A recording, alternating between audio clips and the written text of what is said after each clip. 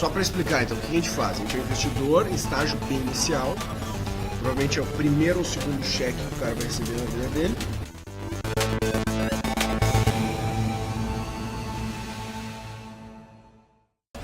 Olá pessoal, sejam muito bem-vindos a esses nossos diálogos fantásticos. E hoje aqui estou com o meu amigo Pedro Weingartner, que está aqui nos recebendo na Aceleratec, para a gente falar na ACE, exatamente, né? Modelo mental antigo, mas agora já me renovei da ACE Startups e estamos aqui na ACE Campus, é isso? É, ACE Campus. ACE Campus, para que a gente possa conversar um pouco sobre as startups que dão certo. O Pedro, então, é empreendedor, é professor da SPM, né? A gente tem negócios que a gente já fez juntos, fizemos muita coisa já nessa vida. Muitas coisas. E agora estamos aqui para dividir um pouco com vocês e compartilhar sobre esse tema que são as startups que dão certo. Esse que é o objetivo. Antes da gente entrar no tema, eu queria que tu desse uma visão geral da ACE. Como é que está a ACE hoje? Né? Quer dizer, como...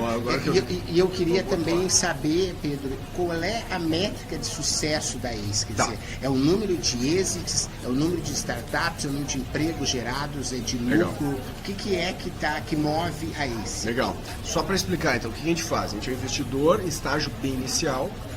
Provavelmente é o primeiro ou segundo cheque que o cara vai receber na vida dele, na história da startup dele. E num momento em que só o dinheiro não vai ajudar o cara. Se eu der $1 milhão, se eu der R$100 mil, não muda muito, porque ele precisa de, além do dinheiro, ele vai precisar de outros tipos de ajuda. Então, o que a gente faz? A gente ajuda a dar acesso ao network, acesso a mentores, né? Acesso a capital também. Então, se ele precisa de dinheiro, ele vai. Então, graças a Deus, hoje não é um problema levantar dinheiro. Se você é uma empresa acelerada da ACE, é bem mais fácil. Hoje a nossa taxa da empresa que a gente vai ao mercado tentar levantar dinheiro, a taxa é quase 100%, né, de sucesso. Então, qual que é a nossa métrica? O que a gente acompanha? Basicamente é saída, exit. O que é exit? É um evento de liquidez. Quando a empresa é vendida, geralmente por um comprador institucional, uma empresa de grande porte. Então a gente já teve 8. Então, em quanto tempo? Em 5 anos de vida, né? A última foi o ano passado, o último exit. Bom, foi o início desse ano, o Eventic, mas a gente tem aí a Love Mondays, né, que foi comprada pela Glassdoor nos Estados Unidos, teve a Kaplan, que foi comprada pelo Itaú, teve o B2W, comprou 2, o Mercado Livre comprou o Achado, né, então a gente tem muita experiência nessa questão de exit, mas a gente olha no longo prazo, então a gente não quer o exit rápido, a gente quer o exit grande, né, então é para isso que a gente trabalha, né, o exit de longo prazo, uma empresa grande, saudável, que daí com os indicadores bons. Então, até lá, o que a gente olha? A gente olha o tamanho do valor do portfólio, que é o nosso indicador. Então, quanto vale o nosso portfólio é o potencial que a gente tem de realizar esse exit. E quantos bets vocês já fizeram? Quantas entradas de startup seleções vocês já fizeram desses 5 anos? A gente entrou agora, faz um mês, a turma 10. Então são 10 bets já ao longo desses 5 anos. A gente tem aumentado a velocidade, o número de bets, né, por ano. Então já estamos com mais de 130 startups que já passaram por aqui. Pô, que legal, muito legal, parabéns. E com vários reconhecimentos, né, Pedro? Só para dar uma noção, quem não conhece, aí, de premiação, de espaço físico, uma dimensão aí do que é. Legal. Bom, a gente já foi eleito aí várias vezes melhor aceleradora da América Latina, melhor aceleradora do Brasil, ganhamos vários prêmios, aqui atrás tem até um prêmio aqui, ó. Esse foi do livro, foi a empresa líder em startups do ano passado, a gente ganhou, então é muito legal esse reconhecimento, mas mais do que isso, acho que o que a gente tenta fazer é que a gente seja um lugar em que as pessoas almejam estar, né? Que quando o cara entra, ele tem uma vantagem muito grande em relação a não estar aqui. E essa vantagem é de várias formas. A gente está aqui no ACE Campus, que fica no 10º andar aqui do Paulista 171, e a gente agora está ampliando para o 4º andar também. A gente está pegando 2 andares para ter mais salas de reunião, mais espaço. Muitas empresas passam por aqui, ficam em algumas salas que elas podem alugar depois. Então é um lugar super em ebulição. O Marcelo está vendo aqui, está acontecendo um monte de coisa ao mesmo tempo. A gente também tem escritório em Goiânia, a gente tem um prédio lá que é super legal. A gente tem um escritório em Curitiba, que fica dentro do Júpiter, que é um espaço de inovação bacana, novo lá em Curitiba. E a gente tem no Rio de Janeiro. Então, que a gente está agora expandindo para outro lugar lá no Rio. É um lugar bem mais legal, assim, bem maior. Então são os 4 lugares que a gente tem hoje. Muito legal. E esse conta de 150 startups. Mais ou menos. Esse ano, eu acho que esse ano deve fechar 180 total, por aí. Legal. Bem, Pedro, vamos para o assunto principal aí, né? Quer dizer, o que faz um negócio desse dar certo? Vamos recuperar aí para o pessoal, né, o que a gente conhece um pouco da literatura, né? Quer dizer, encontrar um problema, né, que exija que as pessoas estejam dispostas a pagar para resolver ele, né? E aí resolver ele de uma forma criativa, né, que possa ser escalável, né, que possa ser repetível, para conseguir fazer com que esse negócio cresça, né, que tu tenha aí entre os sócios uma afinidade importante, né, que tenha aí uma rede de mentores e de apoio, de networking, que consiga fazer as pessoas acessarem, né, os clientes que se precisam ou os atores que forem necessários, esse fator da liderança, né, o acesso a capital, se for o caso, né, quer dizer, então isso é o que um pouco a teoria, né, se você for ler o Steve Blank, o Eric Ries, o próprio Osterwalder, enfim, né, você vai ver que isso é o que está dito. Quer dizer, o que disso tu compara com a prática para dizer que o que está dando certo aqui no Brasil ou não? Olha, eu acho que a prática, ela, assim, se a gente ler bonitinho os livros, a gente vai ver que no final do dia eles nos dão um método muito legal para a gente conseguir criar um ciclo de aprendizado muito rápido, que eu acho que esse é o objetivo. Então, o que eu tenho? Eu, como startup, eu tenho que aprender muito mais rápido do que o meu concorrente. Então, se a gente for pegar assim, o que está por trás disso, eu acho que o que normalmente não se fala, né? Então, acho que ou os enganos mais comuns, né, que o pessoal comete. Acho que o engano mais comum é da dor que eu resolvo, do problema que eu resolvo. Então tem muita gente que a dor que ela está resolvendo não é uma dor forte o suficiente. Quer dizer, ela acha que é legal, e eu vejo muito assim, esse empreendedor é muito claro quando ele vai num evento e ele quer me convencer que o produto dele é muito legal. Eu nunca vou achar o produto dele muito legal. Quem tem que achar é o cliente. Então, como é que ele me convence? Com dado de cliente, não com a explicação ou de tração. Então, eu acho que entender que a tua dor é uma dor que é uma aspirina, que é uma dor que resolve um problema, que o teu produto resolve esse problema. Para saber isso, você tem que falar com muita gente. E falar com muita gente é difícil. É desgastante emocionalmente, né? Não é uma coisa legal. Depois você até acaba gostando, mas no começo é muito desgastante. É que eu acho que há uma dificuldade para encontrar o mercado certo, às vezes, né? Quer dizer, falar com muita gente, você tem que saber quem é exatamente com quem você tem que falar, né? Isso é o talento. Então, assim, o que a gente fala? O que a gente procura na ACE? A gente procura times muito bons em mercados muito grandes. São as duas coisas que a gente procura. Então, quebrando, o que é um mercado muito grande?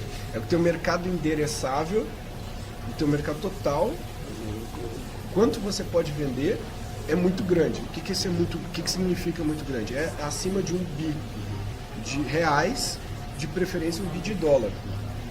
E em crescimento. Então, não pode vir um cara, não, eu quero revolucionar a maneira como as pessoas interagem com os orelhões na rua. Os orelhões na rua estão caindo. Mais que o cara me deu um dado que tem tantos mil orelhões, não, estão caindo.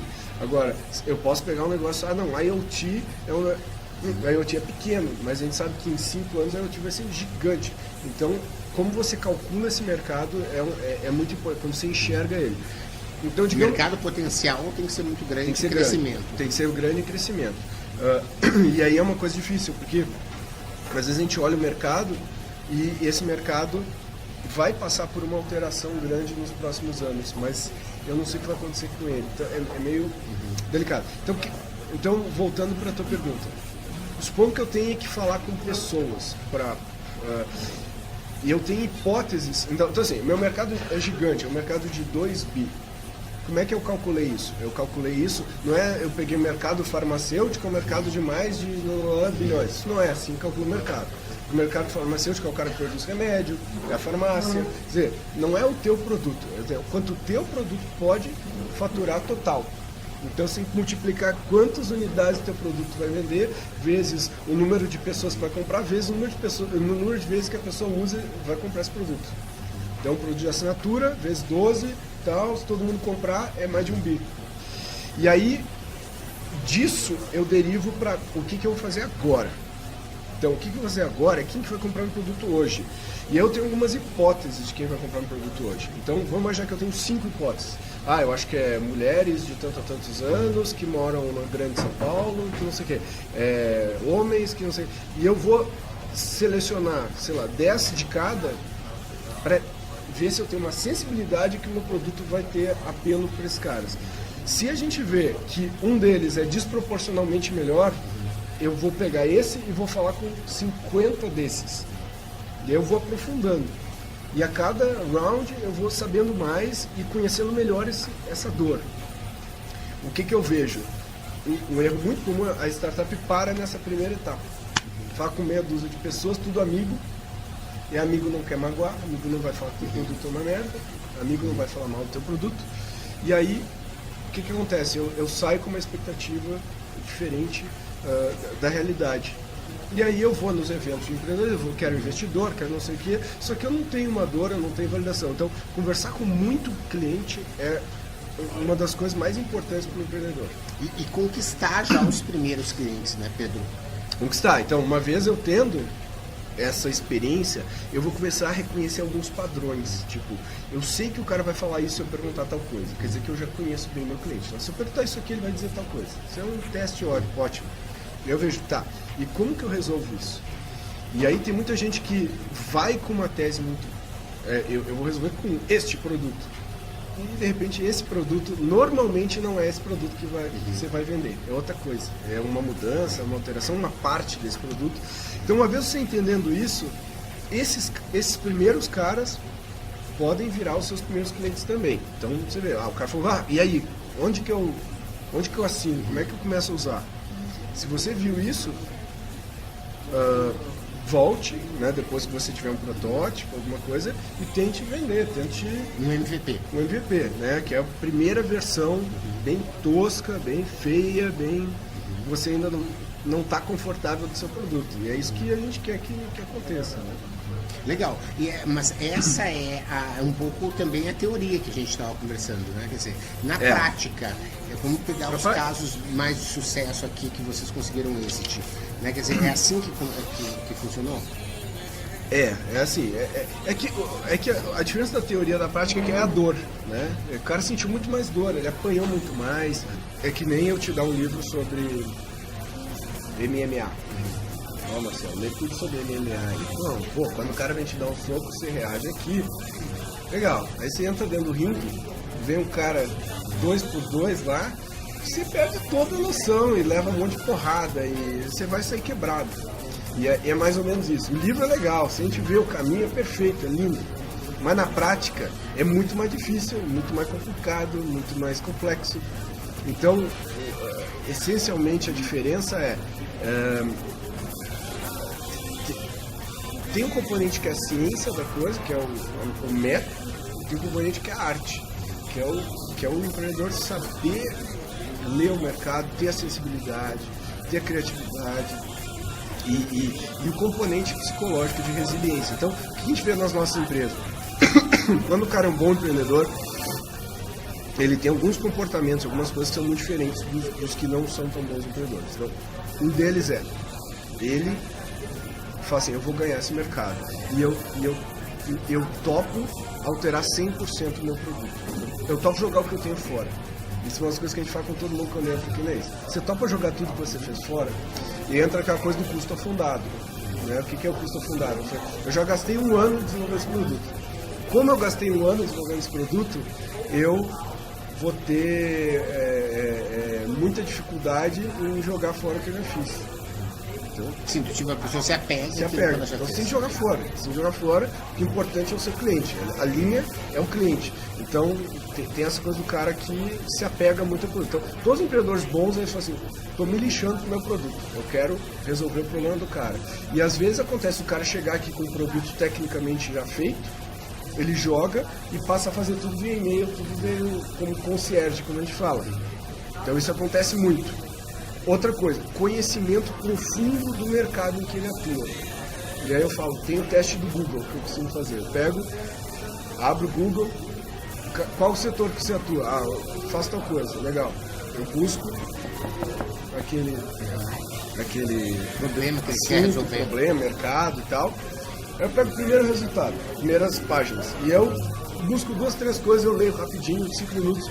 Aí eu faço uma pergunta pro cara. E tal coisa que tá ali? Se o cara faz uma cara, como assim? E tal empresa não é tua concorrente? Então, se o cara não sabe do que eu tô falando, provavelmente ele não fez uma pesquisa detalhada, ele não conhece profundamente. Os melhores empreendedores são aqueles que te dão uma aula. Eles te dão uma aula sobre o mercado. Falam assim, não, isso aqui não é assim, não. No Brasil é assim, nos Estados Unidos é assim, na Europa é assim, na China eu vi que tem esse cara aqui. Te dá uma aula. É surpreendente o nível que os caras têm.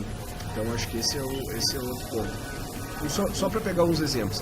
Acho que vale compartilhar aí, Pedro, para que o pessoal possa nos orientar. E acho que essa questão dos exemplos, ela é fundamental para a gente poder fazer esse link entre a teoria e a prática, né? Porque enquanto tu compartilha aí, a gente tem essas competências, né, da resiliência, né, do trabalho duro mesmo, né, dessa questão do comprometimento de ter um time que seja realmente focado, né, que seja comprometido, em que as pessoas estejam tendo um propósito, quer dizer, sabem que elas estão preocupadas em resolver um problema, quer dizer, existem várias dessas questões que elas perpassam várias dos casos que dão certo. Eu vou dar vários exemplos aqui. Então, vamos pegar, por exemplo, a Infoprice, que é uma empresa que a gente vendeu para a B2W, que eles são ótimos, estão indo muito bem até hoje. E o que eles fazem? Eles vão lá no varejo, no ponto de venda, e eles tem a Nielsen, que você quer comprar uma pesquisa lá de preço, a Nielsen vai te dar. E vai demorar um tempo X. Eles te dão isso muito mais rápido. Por quê? Porque eles desenvolveram um hardware que conversa com aquela maquininha que lê o código de barra. Então eles colocam ali e ele fala e vai pegando todas as informações. Legal. Quando eles chegaram aqui, eles tinham um negócio todo desconjuntado. Era assim, uma parte aqui, um negócio aqui. Essa é a nossa ideia. É isso que a gente quer fazer. E aí a gente viu que, não, peraí, calma, vamos entender. E aí eles foram montando hardware e foram melhorando com o tempo. Demorou, sei lá, mais 6 meses para eles entenderem direitinho. Quando eles fizeram isso, aí descobriram que o cara do supermercado não queria deixar ele entrar. Não queria deixar ele entrar. O cara falou, não, pô, isso aqui é ruim para mim. Só que eles descobriram que o cara é obrigado a deixar eles entrarem. Então, e daí eles descobriram que muitas vezes eles tinham que correr rápido e medir e ir embora. Que qualquer coisa que espera. Então, essas coisas você só aprende fazendo. E depois eles tinham que aprender a vender para grande empresa. Como é que eu vou vender para uma grande empresa? É difícil, a gente sabe bem. Vender para empresa é diferente de vender. Então, eu fui junto com ele em reunião, em grandes grupos de varejo e tal, para a gente ver como é que vendia. Eu tô vendo toda a engenharia para montar o negócio, desde o hardware até a tese, a realidade, e depois o que eles passaram de perrengue, muito problema. Isso não é exceção, né? Outra coisa é o empreendedor estar full time, por exemplo. Tem uma empresa aqui que acabou a aceleração agora, que é a No Alvo. A No Alvo eles fazem, é muito legal, usam tecnologia para revolucionar a maneira como você compra mídia out of home. Você compra mídia online de um jeito e mídia out of home é lá com telefone, caderninho, é tosca. Eles usam tecnologia para fazer isso. É muito legal. E a gente sempre namorou a No Alvo, a gente gostava muito, mas tinha um sócio estava empregado e tal, eles estavam sempre com um pé aqui, um pé ali. Aí quando eles decidiram realmente entrar de cabeça no negócio, demitir, e o Gustavo, que é um exemplo, tem filho, foi realmente uma decisão difícil. Ele veio para cá e a gente, assim, em questão de meses, eles já estavam com o produto no outro nível. Em outro nível, porque a tua vida muda. Quando você é full time, eu falo que é a diferença entre ser amador e profissional. O amador faz nas várias vagas, o profissional faz full time. Então, se você quer fazer uma startup, você tem que ser profissional. Então, e aí a evolução que eles têm é algo sem paralelo. Assim, a gente viu, estão faturando não sei quanto. E o caso da Love Mondays, Pedro, o que a gente pode aprender que é um caso de êxito internacional, né? De uma empresa que se reinventou também de várias maneiras até encontrar uma proposta de valor que fosse realmente um pouco diferente daquela que era no início, né? O primeiro desafio da Love Mondays foi ter uma base grande de reviews, né? Então, como que eu vou falar para uma grande empresa para você trabalhar comigo se eu não tenho inventário de gente avaliando a tua empresa? Então, a Love Mondays é um caso muito legal por isso, porque são muito obcecados com dados e eles são muito focados na meta. Né? Então, isso é uma coisa que atrapalha muito startup. Como a gente está no início, tudo vira objetivo. Então, vamos fazer uma reunião de parceria com não sei quem? Vamos. E a gente traça uma meta só, é um número. Não tem vários, é o traction goal que a gente fala. E no caso da Love Mondays, eles colocaram como número de reviews na plataforma. Então, o nível de obsessão que eles tinham com isso era fora na época a gente ainda estava lá na SPM. E o Dave que é um dos sócios aí, ex-sócios, né? Agora foram vendidos para a Glassdoor, ele foi obcecado com a forma como as pessoas entram e fazem um review e tudo mais. Então, o Dave é um irlandês. Vocês imaginam um irlandês, não falava direito o português, ele pegava o computadorzinho dele lá, ia na entrada da SPM e ele ficava parando os alunos, que era exatamente o público da Love Mondays. Fala assim, você pode dar um tempinho para mim, por favor? Aí a pessoa parava, ele abria o computador. Me diz o que esse site faz. Daí a pessoa fala, legal, obrigado. Me fala isso aqui, papapá. Me fala, papapá. Aí, legal. No dia seguinte, o dia inteiro ele melhorava o site, à noite ele estava lá. Todo dia eu ia lá, ele estava lá com o computador dele. E o site ia melhorando a olhos vistos. Toda a estratégia dele ia melhorando a olhos vistos. Porque ele se dispunha a levar porrada e aprender, e voltar e aprender, até que eles descobriram vários gatilhos para conseguir fazer isso. E outra coisa que eles fizeram muito bem foi, desde o início, eles já tinham claros na cabeça dele quem ia comprar eles. Eles já sabiam para quem eles queriam vender a empresa deles. Então eles estabeleceram um relacionamento muito próximo do potencial comprador desde cedo. Não estou falando de vender, estou falando de ser amigo do cara. Então isso foi uma estratégia que foi muito interessante, que culminou depois numa aquisição. Então estabeleça o relacionamento com... Comece um pouco objetivamente, aí, convém total. Né? Total, na cabeça. Convém na cabeça.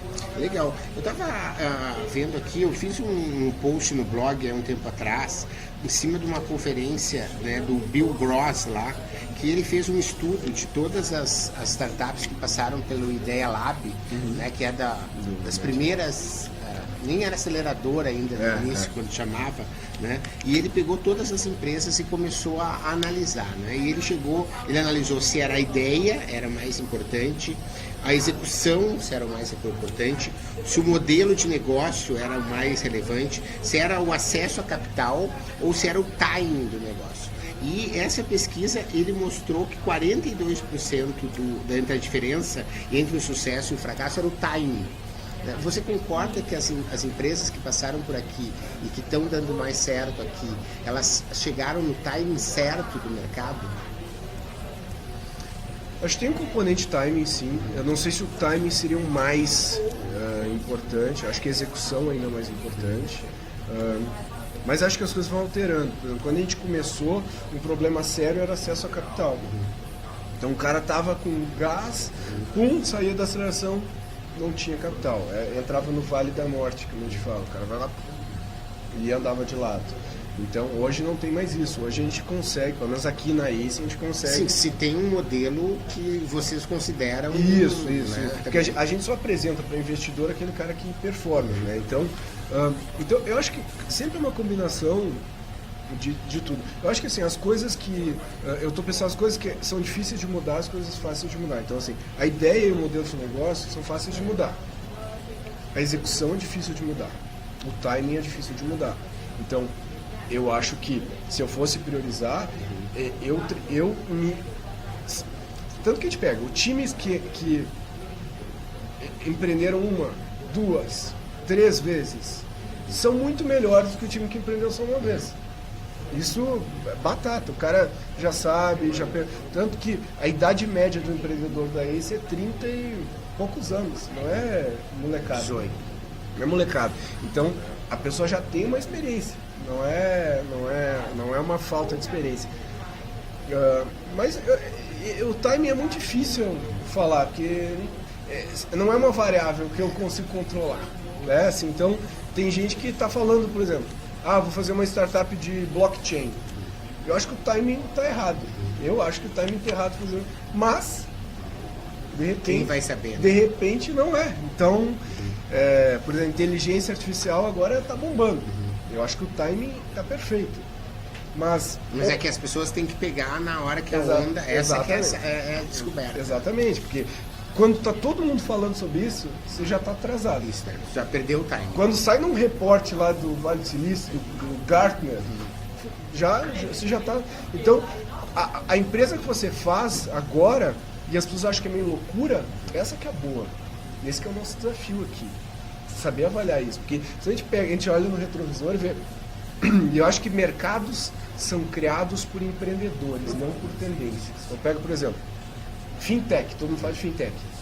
Porque fintech é quente? Não, porque meia dúzia de empreendedores criaram super startups de fintech e aí o pessoal construiu toda uma tese em torno deles.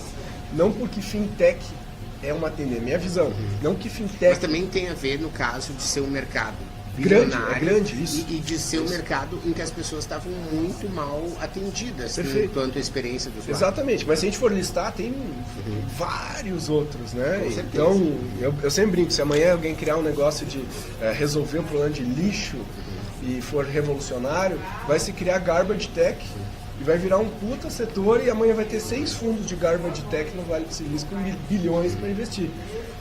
Então, por isso que eu acho que você tem que olhar muito a tua tese, o que você acredita. E eu acho que isso é o que o Peter Thiel fala lá, do teu segredo. O que você acredita que ninguém mais acredita. E é isso que a gente sempre pergunta, mas o que você acha do mercado? Que a gente vê se o cara tem um olhar. E eu vou dar meio Lion. Assim, é meio Lion.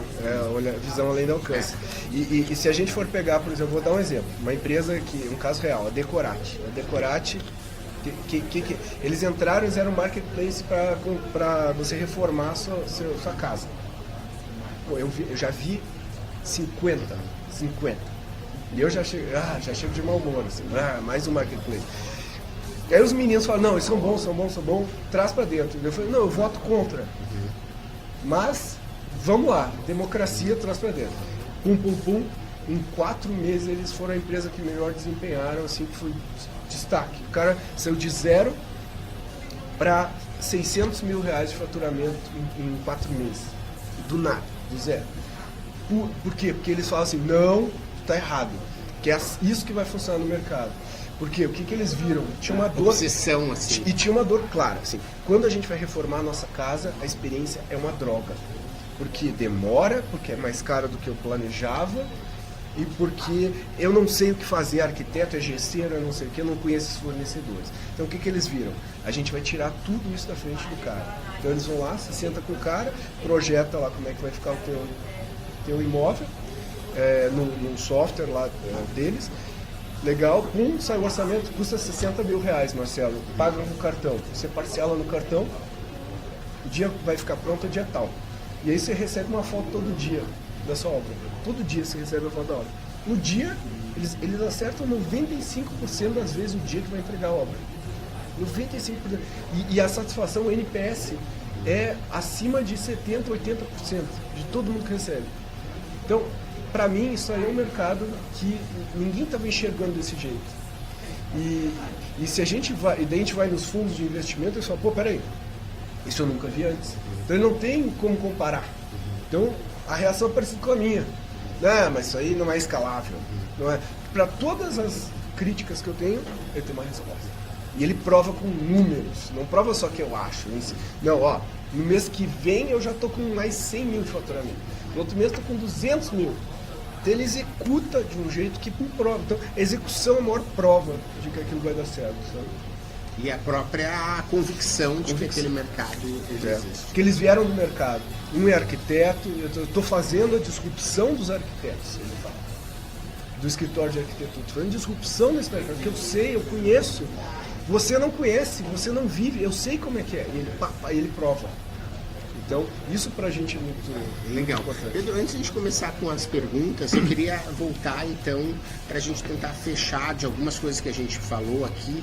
Quais são aí os elementos que tu acha que são principais dos negócios que dão certo, legal, versus aqueles que acabam fracassando ou que viram, não uma startup, mas viram tipo uma empresa normal que tem uma taxa lifestyle business ali. O cara vai crescer 5% ao ano, 10% ao ano e vai fazer um negócio tradicional. E essas que realmente escalam, que dão certo mesmo, que conseguem fazer com que o investidor seja remunerado, que gera muito emprego, que faz a mudança no mercado. Quais são aí os fatores que tu acha que são mais importantes? Eu acho que são alguns, tá? Acho que vamos pensar principalmente no fator execução, tá? Fator execução. O empreendedor, quando ele começa, ele não é um bom empreendedor. Ele é um empreendedor em treinamento. E ele vai se tornando cada vez melhor. Os bons empreendedores têm essa característica de ir melhorando. Então, cada vez que você fala com ele, ele já está no outro nível. Então, eu acho que essa obsessão com execução e um autoconhecimento suficiente para você saber o que você não sabe. Autodesenvolvimento, saber. Cara, eu não sei. Assim, e a cada estágio da tua startup você vai precisar ser e agir de determinadas formas. Então, por exemplo, no início, você vai estar lá na rua ligando e tal, então você vai ter que ter uma postura mais fácil. Mais operacional. Mais operacional. À medida que a empresa for crescendo, você vai ser mais um cara de pessoas. Então, você tem que entender que o seu chapéu mudou, né? E agora você tem que contratar gente, alinhar salário, manter os caras, sabe, motivados. Então, depois tu vai virar um cara que vai trabalhar com banqueiros e com exatamente, investidores. E tu vai ter que aprender a falar com o investidor, aprender a fazer fundraising, garantir que o dinheiro não vai acabar com a tua empresa. Então, essa postura de aprendizado é muito importante pro empreendedor. Então, acho que esse é um lado. Outra coisa é olhar a realidade como ela é. Quer dizer, se aquele produto não resolve o problema, não adianta ficar marretando ele. Se eu tento vender um negócio e o cara não compra, tem um problema aí. Não é mudando a minha abordagem de vendas. Geralmente o problema está no corte, está na essência do produto. Então, ser muito obcecado com esse link do cliente e do produto, a gente fala, a gente lê, mas pouca gente sabe? E depois, assim, o cara às vezes cai na armadilha de ficar atendendo solicitação de cliente. E isso é uma coisa que parece óbvia, que tem que fazer, mas não, é o contrário. Ser uma visão. O cliente às vezes fala assim, não, mas falta um botão aqui. Não, de repente não falta um botão, essa página não devia existir. E se você fica ouvindo o cliente, você vai criando um Frankenstein de acordo com o feedback do cliente. Essa é uma questão também difícil de avaliar. Dificílima, porque é que eu costumo dizer, não confie no que o cliente diz, confie no que o cliente faz. É o tal do job to be done. Exatamente. Então, se o cara não está fazendo as coisas que ele deveria fazer no teu sistema e ele não está entregando o valor que ele deveria entregar, tem um problema. Por mais que se o cara às vezes fala X, não quer dizer que você deva fazer X. Você tem que interpretar aquilo que ele disse num contexto de uma visão que você tem e ele não tem. Né? Então, acho que essa é outra coisa. Outra coisa, dinheiro. Dinheiro é uma coisa que os caras não pensam. Então, quando você começa, você tem que ter dinheiro para se manter sem investimento e sem retirar da empresa durante pelo menos 2 anos. Isso é fundamental, né? Fundamental. Isso eu diria que boa parte das startups que fracassam por causa disso. Ou o cara não pensou nisso, ou um pensou e o outro não pensou. Então, por exemplo, o CEO está tranquilão, o CTO está ferrado. Aí, 6 meses depois, está tudo indo bem, aí o CTO, e aí tem que pegar investimento para pagar salário. aí ferrou toda a estratégia que poderia ser uma estratégia super bem feita, né? E depois disso, com dinheiro, tem que aprender a gerenciar o dinheiro, né? Fluxo de caixa, saber quanto você gasta, quanto tempo você tem de vida, garantir que a empresa não acabe o dinheiro dela. E às vezes você tem que fazer decisões difíceis, cortar gente, apertar o cinto. Não é fácil, né? Dinheiro e acho que isso é uma das coisas também que o pessoal e que também para muitos empreendedores é também uma realidade nova, né? Porque nova, eles total. nunca tiveram esse capital na mão, né? Total. Então uma das coisas que a gente tenta fazer é tentar criar uma governança, um conselho, alguma coisa para ter um reporting, para ele ter uma estrutura, um framework para trabalhar, porque senão fica, né? Porque ele veio até aqui de um jeito. Aí, não, tira dinheiro da conta da pessoa física para pagar o negócio. E essas coisas são chatas pra cacete, aprender a emitir nota fiscal e tal. Mas você tem que saber. Então, eu acho que ter essa obsessão com controle, né? Com o quanto você tem de vida e olhar isso. E ser empreendedor é continuar trabalhando com otimismo e tudo mais, sabendo que você tem 6 meses de vida. E esse é difícil, né? Você está vendo ali o penhasco e você está aqui. A gente vai começar com as perguntas, se vocês quiserem, que a gente caiu e voltou, se quiserem colocar aqui, eu tenho algumas anotadas, mas antes, eu queria fazer uma última pergunta, que é a questão de vendas. Né? Quer dizer, uma coisa que eu tenho visto de forma recorrente é que esse assunto das vendas, ele é fundamental para qualquer negócio e que muitos empreendedores acabam não dando a devida atenção para isso. Tu acha que é comum, nos casos aqui que você tem mais certos, que todos conseguiram desenvolver de alguma forma essa competência em vendas? Sim, a competência em vendas os melhores empreendedores sabem vender. Saber vender é uma competência que todo mundo tem que ter, né? E especialmente empreendedor. Agora, uma coisa é saber vender na raça, né? Que é o que ele vai ter que fazer no início. Conseguir, sei lá, seus primeiros 20, 30, 50 clientes, ele vai ter que fazer na raça. Pega o telefone, liga, e daí vai entendendo... Meio herói, assim. Meio herói. Vai entendendo o padrão, vai entendendo, isso funciona, isso não funciona, legal, legal. E à medida que ele vai crescendo, ele vai ter que transformar isso num método para escalar. E aí tem um monte de metodologia legal, essa é a vantagem. Hoje tem máquina de vendas, tem todo um método para fazer isso. E aí depende muito do teu perfil de negócio. Então, às vezes o cara o ticket dele é muito baixo, então ele vai ter que fazer uma venda mais interna, mais automatizada. Às vezes o ticket dele é mais alto, permite ele ter um cara de campo vendendo. Então depende muito da equação. Mas essa transição, às vezes, do herói pro engenheiro, né, do cara que está lá na raça para o cara que está estruturando, é o que às vezes impede uma empresa de crescer. Então, no final do dia, o empreendedor tem que saber muito bem montar essa estrutura para vender, né? E o produto vai ter que acompanhar isso, né? Porque então assim, não é fácil, porque você vai ter que vender, garantir que o cara esteja feliz, garantir que ele esteja recomprando. E tudo isso tem ciência hoje para fazer, tudo isso tem método, tudo isso tem o que é Customer Success, o que é máquina de vendas, quais os KPIs, qual o benchmark. Estou começando, faturo tanto, qual que é o benchmark? Tem já hoje, tem para tudo isso. Se eu tenho um SaaS, se eu tenho um marketplace, eu tenho... Então a vantagem de a gente estar empreendendo hoje em dia é que o benchmark é global. Mas eu entendo que assim, muitas pessoas que nos escutam até, né, que não estão tão mergulhados como você e a gente mesmo aqui que está nesse mercado todo dia, né, nota que há uma sopa de letrinhas, né, uma sopa de novas tecnologias gerenciais, né, que são fundamentais. Quer dizer, então tem um outro fator que eu acho que a gente não citou ainda, que é essa busca pelo conhecimento, Total. a humildade de saber o que precisa aprender a todo momento. Total. Está totalmente, assim, empreender e ser bem-sucedido nesse mundo aqui, está totalmente correlacionado com você estar constantemente aprendendo, lendo,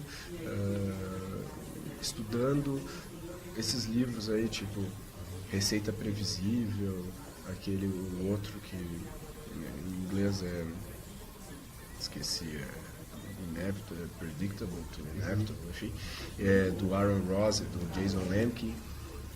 que são livros que o cara tem que debulhar, o cara tem que saber no método, é o mínimo, né? É o mínimo. Então ele vai ter que ler muito mais livro do que ele está acostumado e trabalhar muito mais do que ele está acostumado. Mas nunca vi um empreendedor que não gosta muito de estudar e ler se dá bem.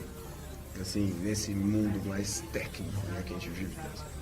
O cara tem até para falar você vai falar com o investidor, o cara vai te perguntar 2, 3 métricas para você, se você não souber, você acaba o jogo.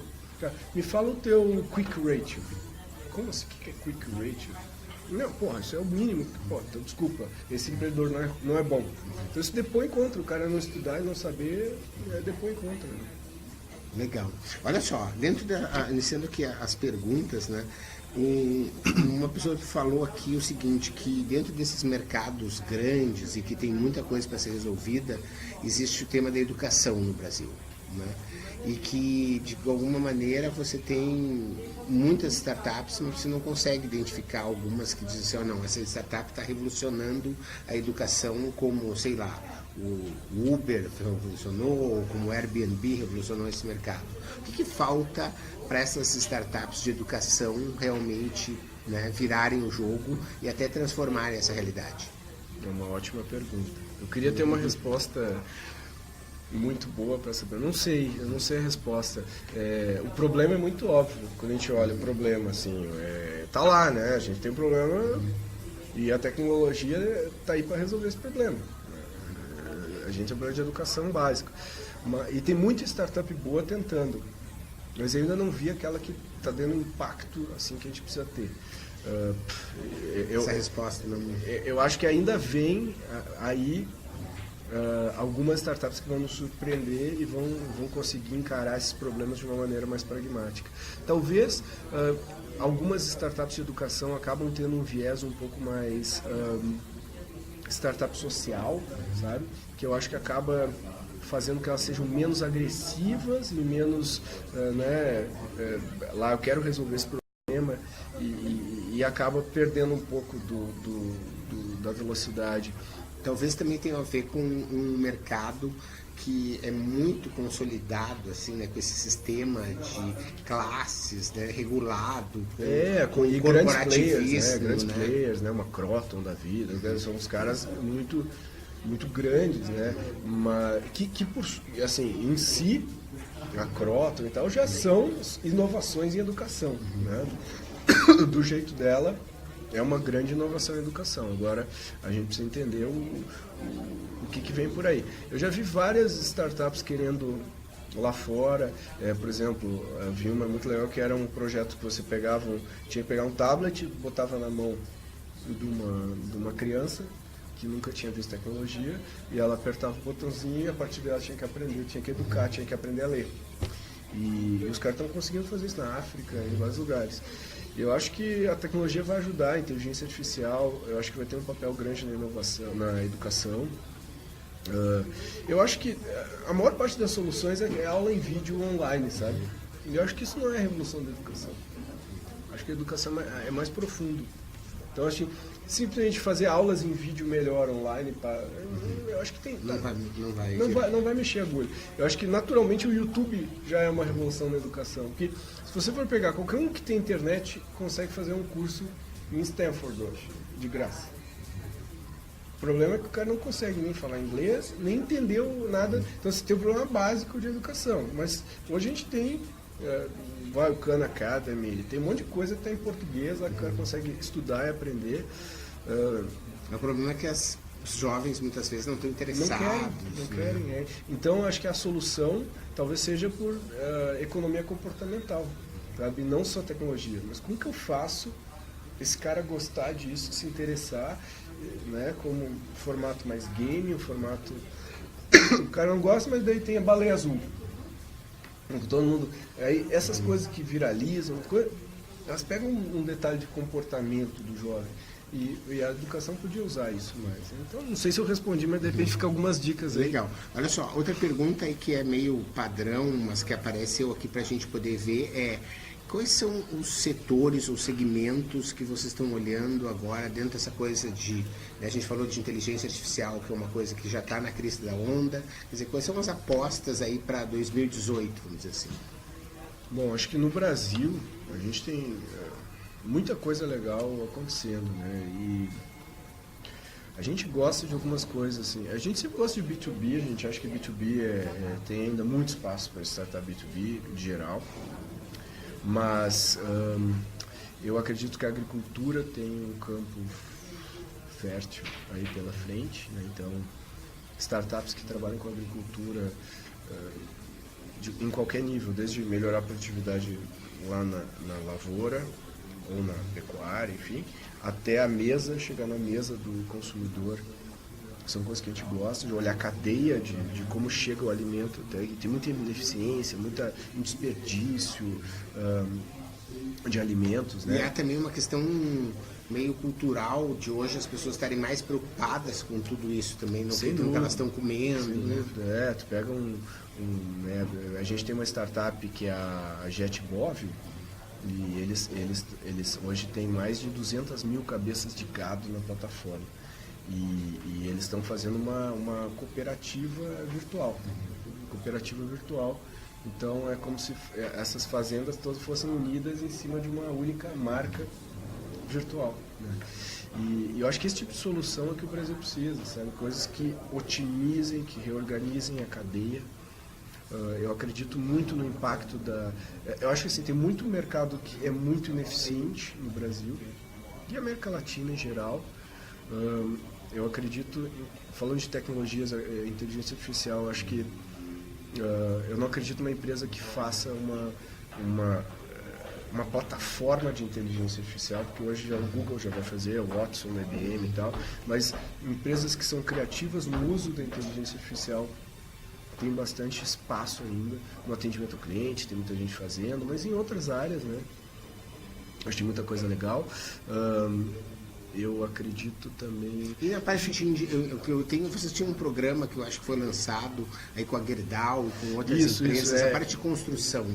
O que a gente encara, isso que eu ia chegar nisso, né? Na parte Smart Cities, né? E Smart Homes, que a gente está conectando as casas, tornando isso mais... a experiência mais interessante. Acho que é inevitável que isso aconteça. Além disso, a gente também, fintech, né, óbvio, a gente no Brasil tem uma clara vocação, né, de muitos anos de experiência nisso aí. Eu sou do marketing, então eu gosto muito de EdTech, tem muita coisa legal aí surgindo, tipo a Noalvo, que eu falei, uma coisa que o pessoal nem imaginava, mas está surgindo. E acho que tem muito... acho que muitos empreendedores olham os problemas e a tecnologia que eles usam para resolver o problema não é uma tecnologia... poderia ser muito melhor, sabe, em termos tecnológicos. Eu acho que isso é uma oportunidade muito grande para qualquer setor, sabe. Acho que, essencialmente, acho que tem muita oportunidade ainda em startup no Brasil para quem quer executar. Se o cara tem um drive de execução bom e pega um setor grande e não quer se apaixonar por um produto, não, mas por resolver um problema. E vai atrás desse problema. E entenda assim, se comprometa. Eu vou dedicar 3 anos da minha vida nisso. Não é vou dedicar 6 meses para ver o que acontece, vou dedicar 3 anos. É isso, fala para a mãe, fala para a mulher. Tem que ter uma grana. Tem que ter guarda uma grana e baixa a cabeça e faz isso, porque eu acho que a oportunidade é muito grande, né, no Brasil para empreender, né? Eu acho que se comparar com os Estados Unidos, qualquer setor que a gente pegar lá tem 3, 4 caras fazendo melhor que você. 2 caras de Stanford, um cara veio do Google, um cara é melhor que você. Aqui, você faz sozinho. Então, a gente costuma dizer que no Brasil a gente pede para execução. Nos Estados Unidos você pede para competição. Aqui a gente pede para execução, então a gente pede para a gente mesmo. No Brasil a gente pede para a gente mesmo, né? Então, esse é o estado que a gente está hoje, né? Legal. Pra gente terminar, e já estamos aí com o nosso tempo estourando, eu queria ouvir um pouquinho sobre Agile Marketing, né? Tem um curso aí na SPM, né? Talvez muitas pessoas escutem, o curso já tenha acontecido, mas elas podem fazer nas férias de 2018, né? Quer dizer, eu queria que você explicasse um pouco essa revolução no jeito de conquistar o cliente, de desenvolver produtos que o Agile Marketing propõe? Eu acho que o Agile Marketing ele veio desse mundo das startups, né? De como é tudo incerto, ninguém sabe nada. E hoje a gente lida com o marketing como se tivesse tudo dominado. Então, meu orçamento é bonitinho, eu sei que eu vou gastar tanto no Google, eu acho que eu vou vender tanto, e é tudo bobagem, porque a gente não sabe nada. E no meio do ano, o concorrente veio, crawl, as coisas mudaram. Então, o Agile Marketing é uma maneira de você encurtar o ciclo de aprendizado, mirar uma meta específica e topar mudar o seu caminho desde que você se mantenha na meta. E a motivação da equipe é outra, a forma de você encarar os problemas é outra. Quer dizer, é um método muito mais próximo do que deveria ser para a gente lidar com esse mercado incerto do que aquele método tradicional. Então esse é um curso que tem muita procura na SPM, você estava na última edição lá. Foi ótimo, eu já até escrevi um post. É verdade. E recomendo, né, que para quem está assistindo ao vivo, que eu acho que começa já daqui uns dias, né? Começa no dia 17, se não me engano. Entra lá no site da SPM, procura no Google. Agile Marketing SPM, vai estar lá o link. Ou SPMBR/férias também vão estar lá todos também. E aí é um curso de 4 dias. O Felipe daqui da ACE dá comigo esse curso e a gente dá um nó na sua cabeça lá em termos de como executar o marketing e como pensar, né? Acho que é como pensar marketing, que eu acho que tem tudo a ver com o que a gente vive com as startups, né? Legal. Obrigado, Pedro, por tua colaboração. Obrigado aí para quem assistiu com a gente, que mandou as perguntas.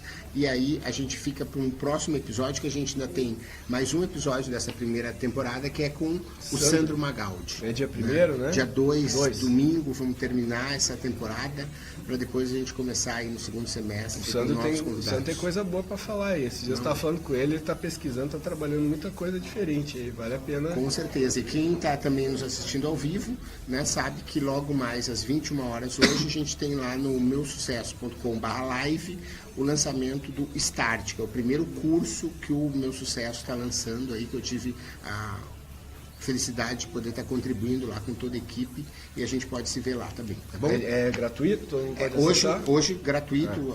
Depois o curso mesmo, as pessoas têm que ser assinantes da plataforma, que vale muito a pena. Acho que hoje é R$79 por mês, né? E é um MBA aí. Como aí, veja o Go and Grow que está lá, que é a série que a gente gravou lá no Vale. Legal. Obrigadão. Valeu. Abraço. Até mais.